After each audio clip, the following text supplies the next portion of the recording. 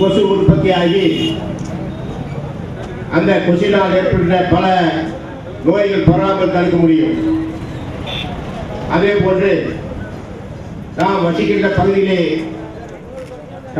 கழிவுநீர் தேக்கப்படாமல் இருந்தால் அதில் கொசு உற்பத்தி ஆகக்கூடிய ஒரு நிலை ஏற்படாமல் போய்விடுகிறது.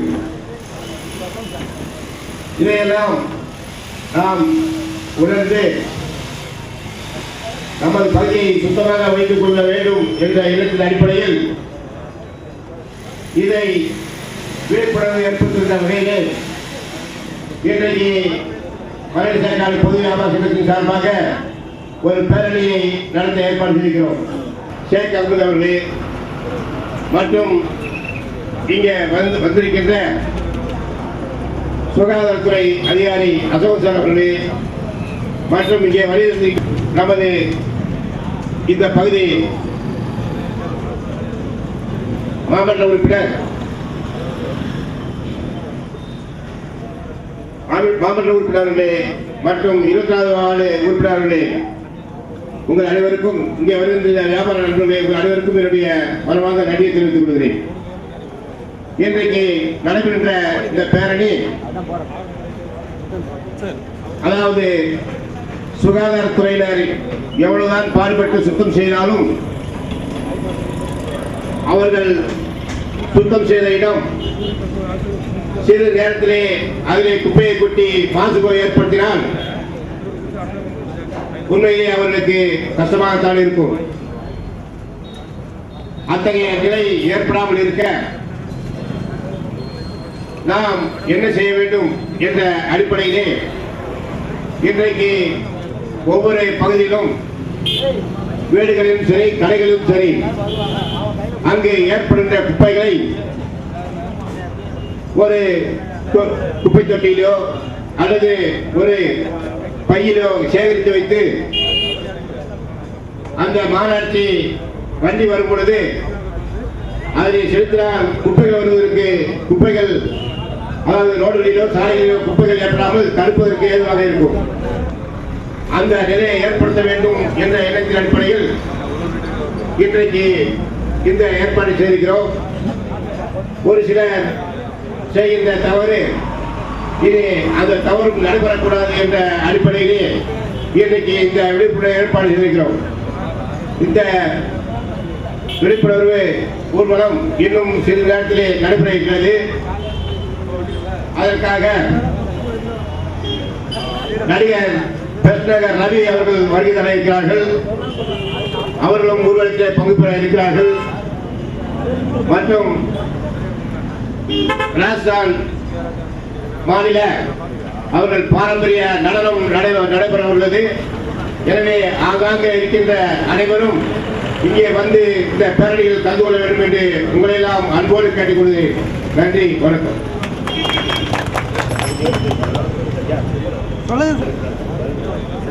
20ஆம் வார்டு கவுன்சிலர் அண்ணன் ஆர்வம் அவர்கள் உரையாற்றுவார்கள்.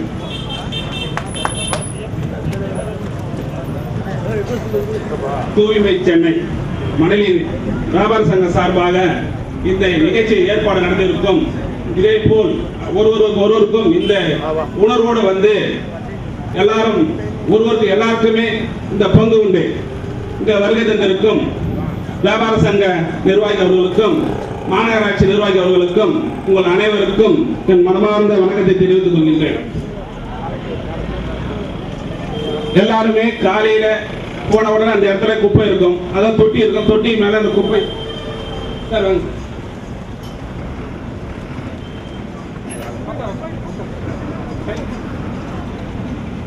தவறாமல் காலை முதல் இப்ப நம்ம பொறுத்த வரைக்கும் நம்ம மணலை பொறுத்தவரைக்கும் மிக மாநகராட்சியானது ரொம்ப சுத்தமாக இருக்கிறது. இன்னும் மேல சுத்தமாக இருக்கணும் என்று இந்த வியாபார சங்க சார்பாக பேரணி நடந்து கொண்டிருக்கோம். இதில் அனைவரும் கலந்து கொண்டு நம்ம ஏரியாவை சுத்தமாக வைத்த மாதிரி எல்லாருக்கும் உரிமையும் உண்டு. அதுபோல் டெய்லியும் எந்த குப்பை இருந்தாலும் அந்த அதிகாரி நம்பர் இருக்கும், அந்த அதிகாரிக்கு போன் பண்ணி செய்தால் போதும். இல்ல மாநகராட்சிகள் யாருக்கு எல்லாருக்கும் உரிமை உண்டு. இதே போல் மாநகராட்சியானது நல்லா சுத்தமாக இருக்குது. அது தனி அதிகாரியும் ஒண்ணு நம்ம மண்டலத்தில் போட்டுக்கிறாங்க ஒரு வார்டுக்கும். அதே போல் செயல்பட்டு நல்லா நம்ம ஏரியா வைத்தியத்துக்கு எல்லாருக்கும் உரிமை உண்டு என்று கூறி என்னை பேச வாய்ப்பளித்த அனைவருக்கும் நன்றி கூறி விடுபடுகிறேன்.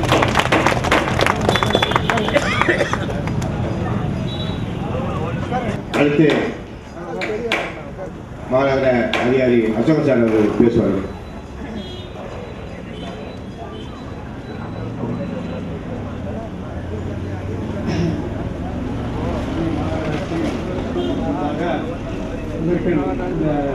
வியாபாரிகள் சங்கத்தின் நிர்வாகிகளுக்கும் மற்றும் மாவட்ட உறுப்பினர்களுக்கும் எங்களுடைய சக அதிகாரிகளுக்கும் குடியிருக்கும் அனைவருக்கும் என்னுடைய வணக்கத்தை தெரிவித்துக் கொள்கிறேன். இந்த ப்ரோக்ராம் வந்து நாங்கள் சொன்னோம், பட்டு இந்த வியாபாரிகள் சங்க நிர்வாகிகள் வந்து நேரடியாக சொன்ன உடனே அவங்களே வந்து இல்லை இப்படி செய்யலாம் அப்படி செய்யலாம் அப்படின்னு சொல்லிட்டு சுத்தத்தை பற்றி எங்களை விட அதிகமாக அவங்க ஆர்வமாக ஈடுபட்டாங்க இந்த விஷயத்தில். அது ஃபஸ்ட்டு அவங்களுக்கு நம்ம நன்றி சொல்லணும். ஏன்னாக்கா எந்த ஏரியாவிலே இது மாதிரி நடக்கலை. அவங்களே முன் வந்து நாங்களே இந்த மாதிரி குப்பை தொட்டி வச்சுக்கிறோம், அதுக்குள்ளே கொட்டி வச்சு ரெடி பண்ணி நாங்கள் உங்கள் வண்டி வரும்போது நாங்கள் கொடுக்குறோம் அப்படின்னு சொல்லிட்டு. ஸோ இந்த நிர்வாகிகள் வந்து எந்த அளவுக்கு உங்களுடைய நிர்வாகிகள் இந்த மாதிரி பண்ணுறாங்களோ அதை நீங்கள் உங்களுடைய உறுப்பினர் அத்தனை பேரும் அவங்களுக்கு ஒத்துழைப்பு கொடுக்கணும். இதன் மூலியமா சென்னை மாநகராட்சி எந்த தெருவுலையும், அதாவது எந்த மரணியை பொறுத்த வரைக்கும் தெருவில் வந்து குப்பை வராது.